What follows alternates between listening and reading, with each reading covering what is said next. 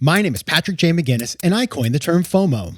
That's short for fear of missing out, and it's why some people end up following the crowd. But we're not like them. We're part of a new species that isn't afraid to do things differently. I call us FOMO Sapiens. And this is the show where you'll meet people like us, phenomenal FOMO Sapiens, to learn how they find the courage and the ideas to live exceptional lives. FOMO. FOMO.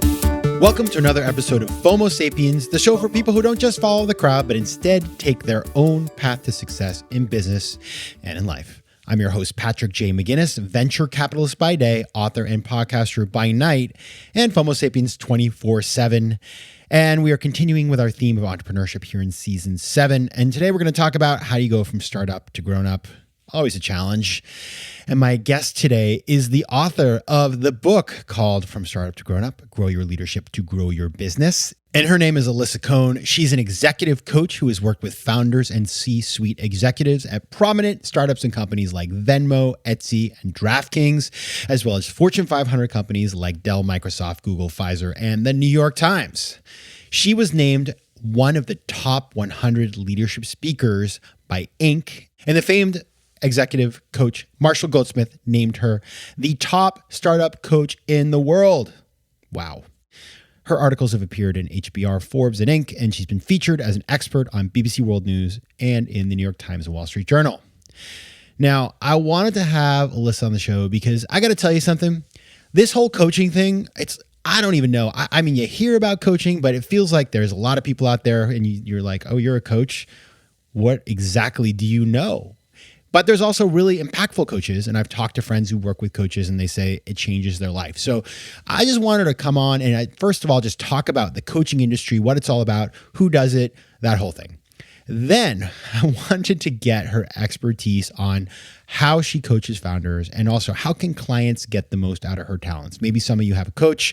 What should you be doing to get the most out of the time you spend with that coach?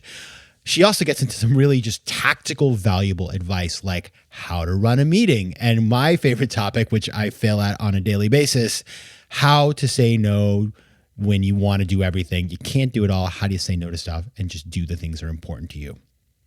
Now, I do have one small ask this week, and the ask is this. Consider having me speak at your company. So don't know if you know this about me, but I do speaking all the time. I talk about decision-making. I talk about entrepreneurship. I've spoken at companies like Google and Viacom. I've spoken at the World Bank, the State Department, Axel Springer, YPO. And as you can see there, it's not just in the US. I do it overseas. I do it over Zoom. I do it in all the ways. And so I love speaking to companies. I customize what I talk about to your company's needs.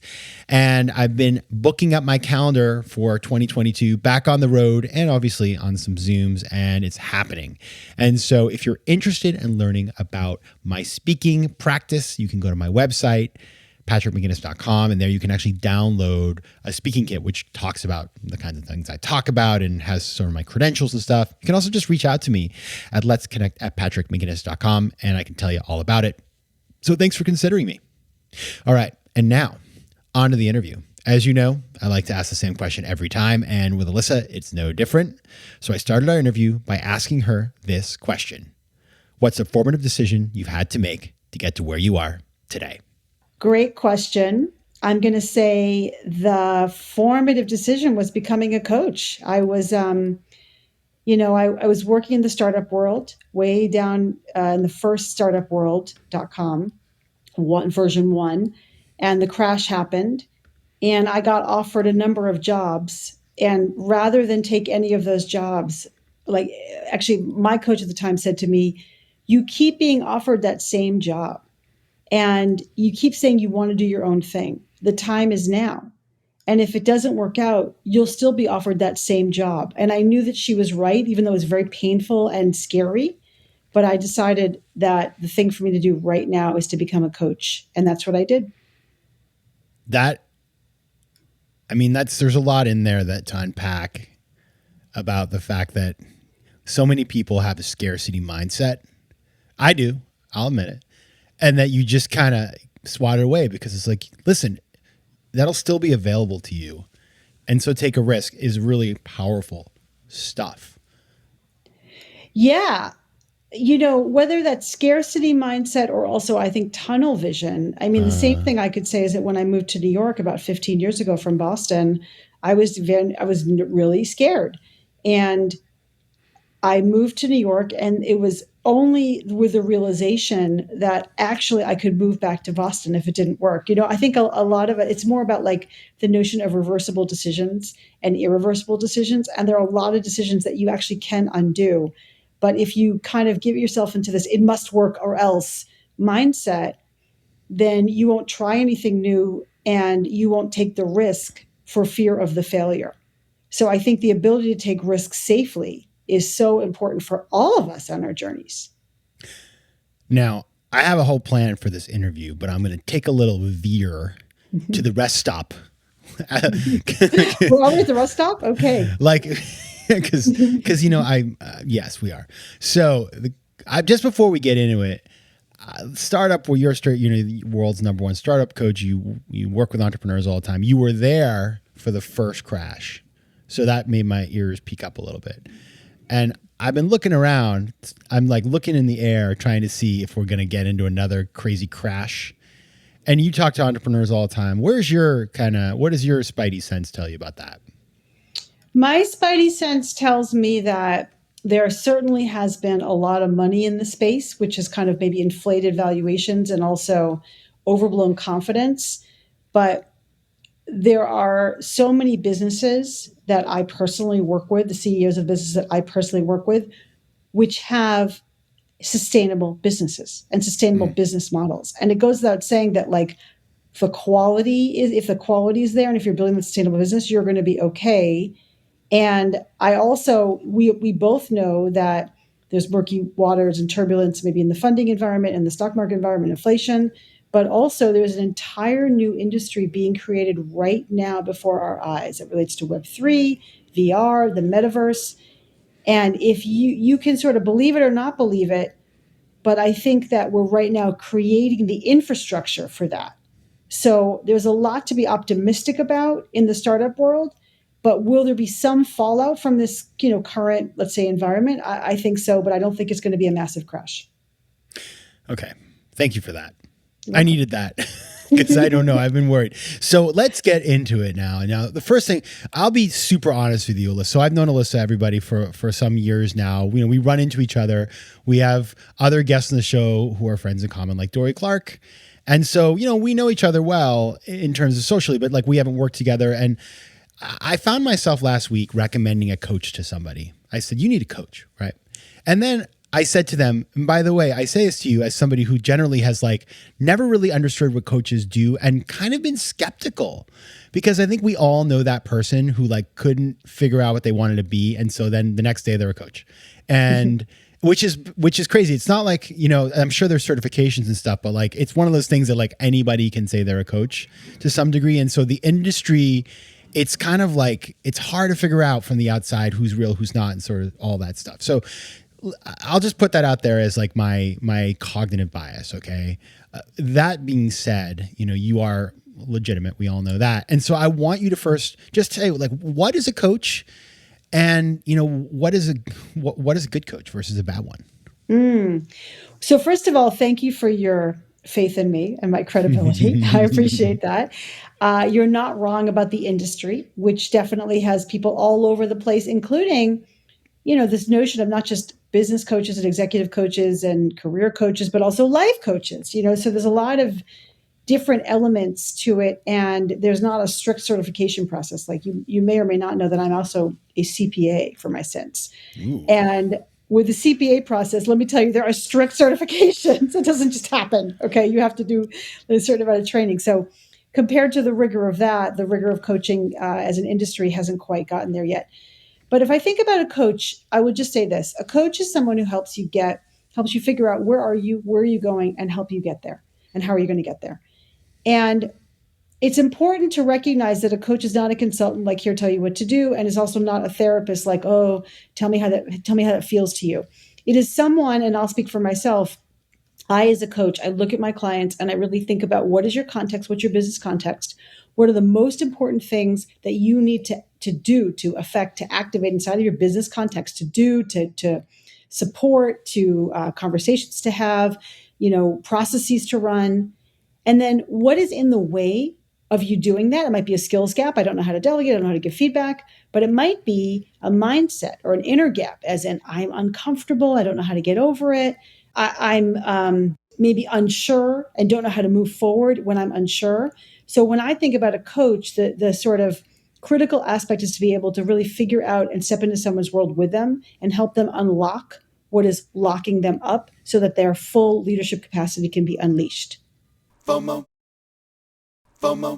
And then, the good ones versus the bad ones. Like, I guess if we think about that, how does one tell the difference?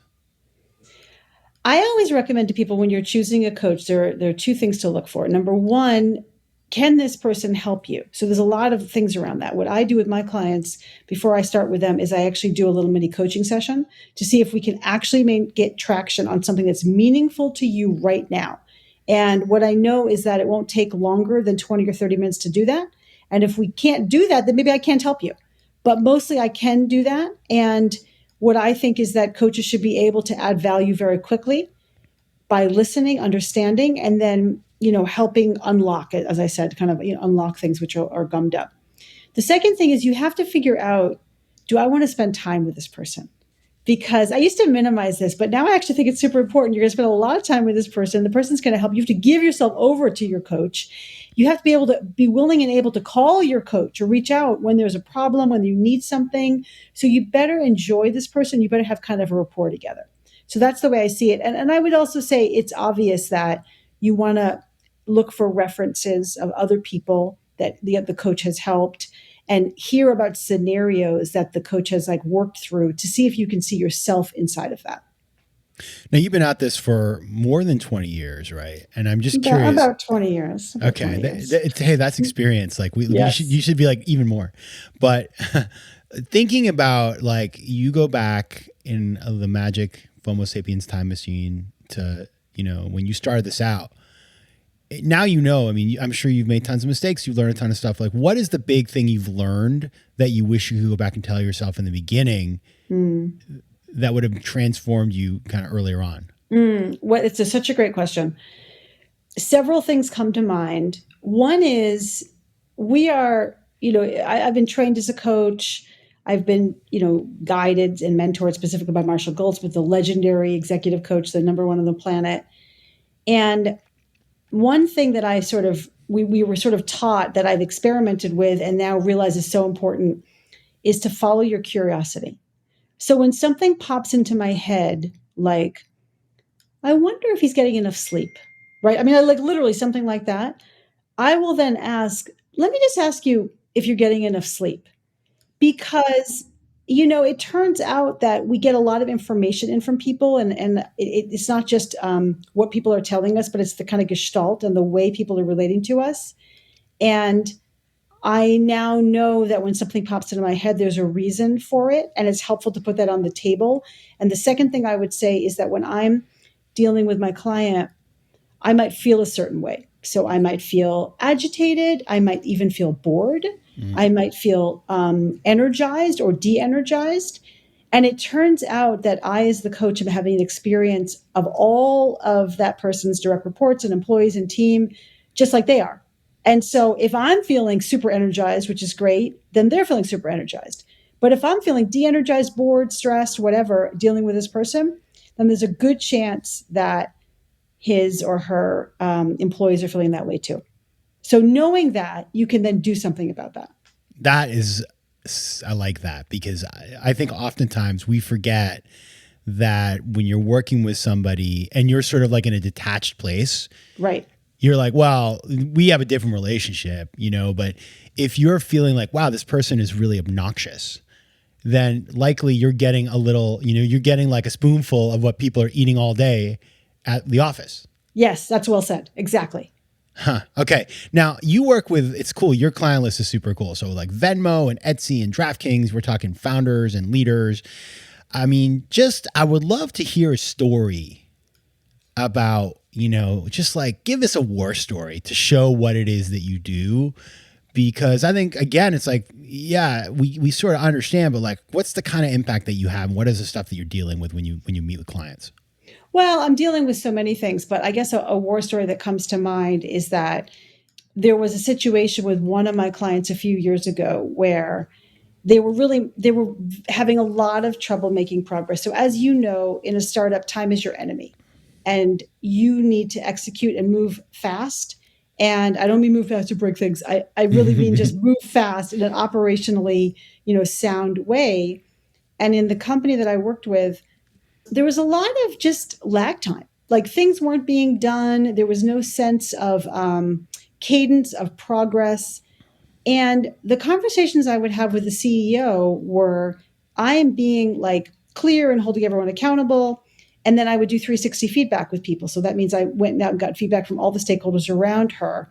And I would talk with her to say, it doesn't feel like that's what you're getting from your people, right? What they're saying is, she's not holding us accountable, or we're confused about the different pieces that have to come together to make this successful, right? To sort of mark progress and to achieve the milestones. So there's, first of all, the insight that this is what's really going on. You think you're the expert in your intention, but everyone around you is the expert in your impact. And you think you're being clear and holding everyone accountable, but they don't feel that way. So that's like number one. And then number two, what really cried out for was a team meeting where we could get everything on the table to understand what are our expectations for each other? What are we trying to get done? And it turned out that sounds really, really simple, but actually there was a lot of confusion about that. Once we straightened that out, it was much easier to make progress. Things happened more easily and moved more quickly, and the business got unlocked. But also the CEO realized, oh, I have to repeat myself. I have to be more clear. I have to bring this people's attention more often. And so it's the insight that then allowed her to continue moving down this path, as well as like the initial unlock where everyone just got on the same page. It sounds very helpful. I feel like I need to just take you around with me all the time. People do find me helpful. But I have another thing I could just do, which is to read your new book, which is called From Startup to Grown Up. And, you recently had this book party in New York, which I went to, and it was cool. And thank you for coming to my book party. It was my pleasure. Now, for folks who maybe don't know this book is out or curious about what it's about, tell us what is in the book and why we should read it. Okay, good. So the book, as you said, is called From Startup to Grown Up. And it's really about the journey and what you have to do to go from founder to leader. But it's also about the journey of all leaders and your personal growth journey that you have to do to become a stronger leader. I divided into 3 sections: managing you, managing them, and managing the business, because it starts with you, right? So the idea is that you probably have your own natural swing, natural strengths and weaknesses, your natural style, and that's great until it's not. And you have to really think about and understand what's my natural style, and then how do I need to adapt? And the second thing is you need to manage your psychology, because, Patrick, as you know, being a leader, being an entrepreneur, is really difficult. You have lots of ups and downs. And so you've got to manage your own psychology and manage your inner voices and find different ways to manage yourself so that you can then be effective. So that's managing you. Managing them has to do with the tools of leadership, right? So feedback and coaching and delegation and how to run great meetings and how you motivate people, again, in an experience where actually there's a lot of ups and downs and it's super hard. And then the third section is about managing the business. Because at the end of the day, we want to give the coaching and give the feedback and build the team and build the culture and feel good and then accomplish results, which I think sometimes in the muck and mire of startup world, we sometimes forget to do. Yeah, we do. Yeah, or think about. Oops, broke that. Right. Okay, let's take each one of those. Like, I have what I want to take away from today for everybody is like we're all going to change the way we do things. Cause I was prepping for this and I was like, oh man, like these are all always, we're always learning, but like, I definitely just love the advice. So let's start with the managing yourself bit. You talk about that you have sort of a first piece of advice that you give to people who's learning how to delegate. And delegation, I'm going to tell everybody, FOMO Sapiens, I'm coming clean. I'm bad at it, okay? Terrible. Getting better. You're not alone. FOMO. Talk to us about how we can be better at delegating.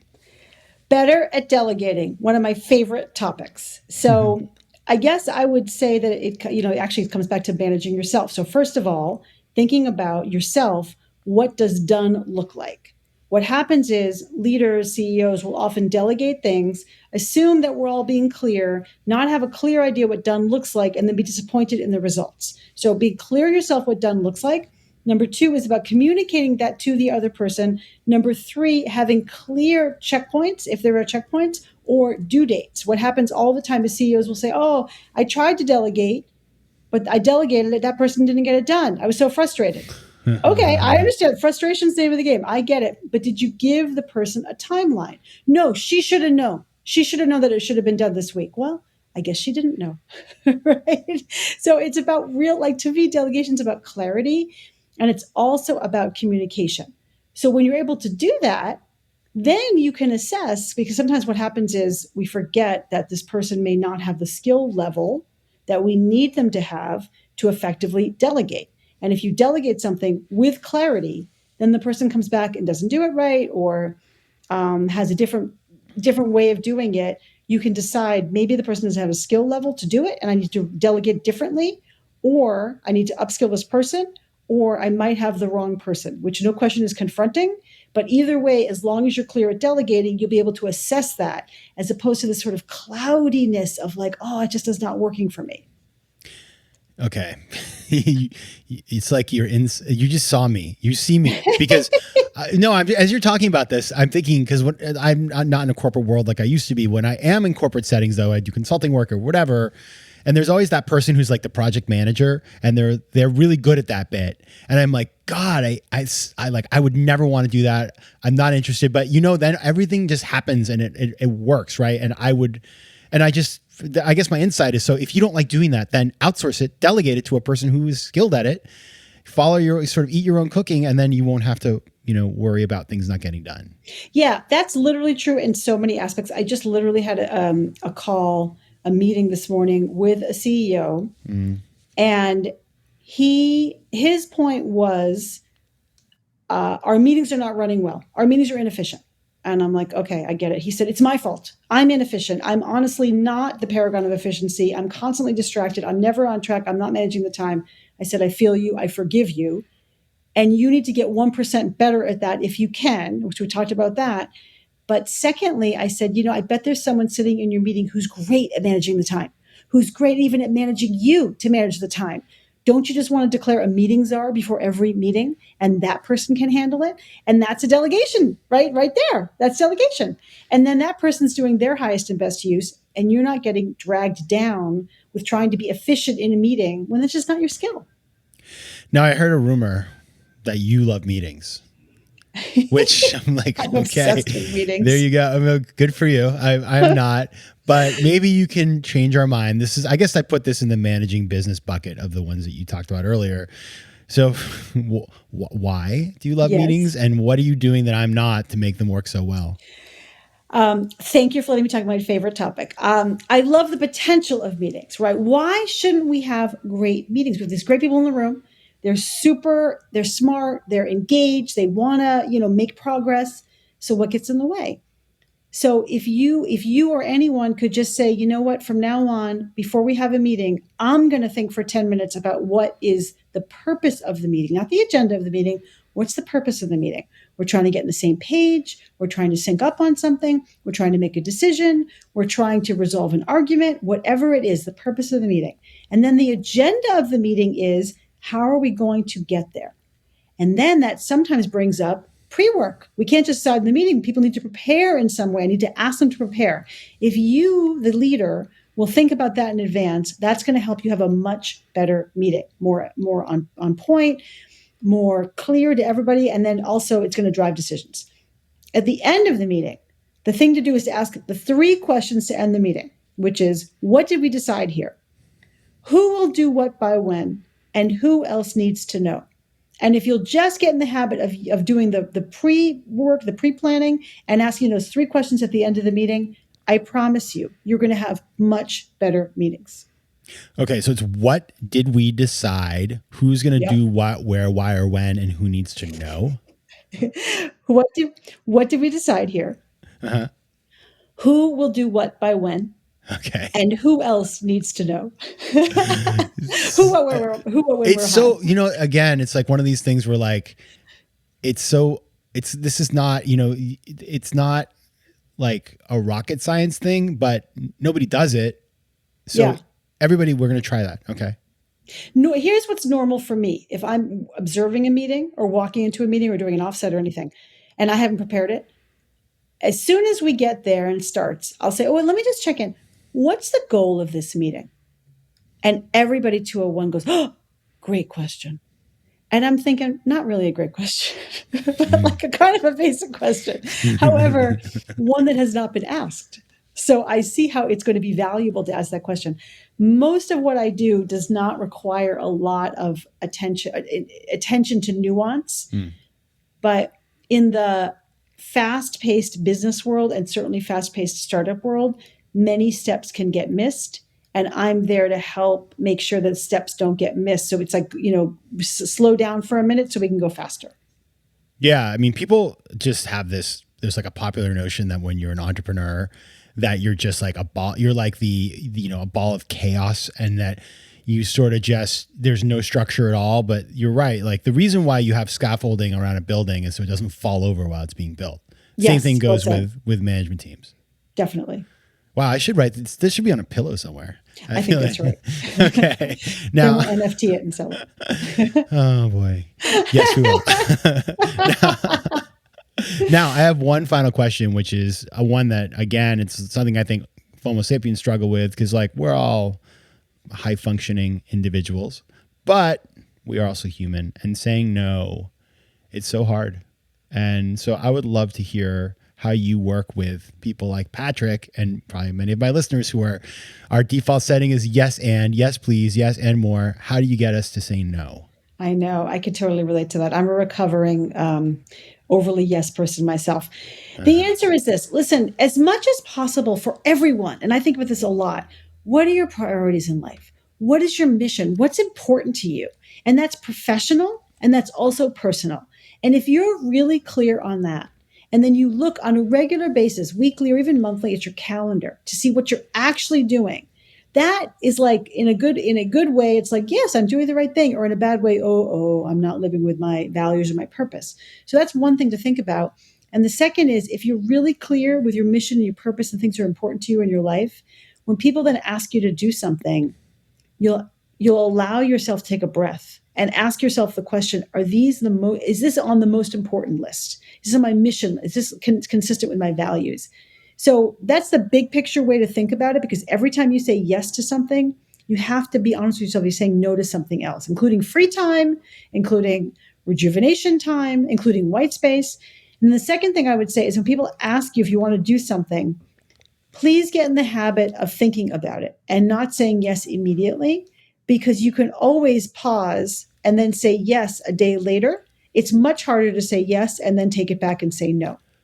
You know what I do actually? So I'm thinking about our friend Martha Beck and the Way of Integrity, which she came on the show a little while ago. And just like, okay, do I actually does this like align with what I see as my life? So I love it because it makes tons of sense to me. And what I do, actually, I've learned to do, this is kind of new, is I don't just respond to many emails right away. I put them in a folder and I wait a day or two. Number one, because if you respond too quickly, people assume that you have nothing to do, and therefore they just bother you more, because email is somebody else's to-do list. Yes. But second is that I come in, like, I do get excited. I mean, you guys know me. I am like Mr. Excited about everything. But if I take a beat, then I'm able to assess things in a much more dispassionate way. That's excellent. Great tool. And it's so true. Yes. All right. The book is From Startup to Grown Up. And if you want to find out more about Alisa's work, you can go to alisacohn.com. And very conveniently, all of her social handles, whether it's Twitter, Instagram, and LinkedIn, are the same at Alisa Cohn. Alisa, thank you so much for being here. Thank you so much for having me, Patrick. It was great to talk to you. If you like today's show, please be sure to rate it and recommend it to your friends. And as always, you can find me on Instagram at Patrick J. McGinnis, on Twitter at PJ McGinnis, and on the web at FOMOSapiens.com or PatrickMcGinnis.com, where you can get all kinds of free resources to live a more decisive and entrepreneurial life. FOMO Sapiens is recorded in New York City. Theme music is by Mike McGinnis, and editing and post-production is by Josh Elstrom. If you like today's show, please be sure to rate it and recommend it to your friends. And as always, you can find me at FOMOSapiens.com and at PatrickMcGinnis.com. To advertise on FOMO Sapiens, reach out to contact@FOMOSapiens.com.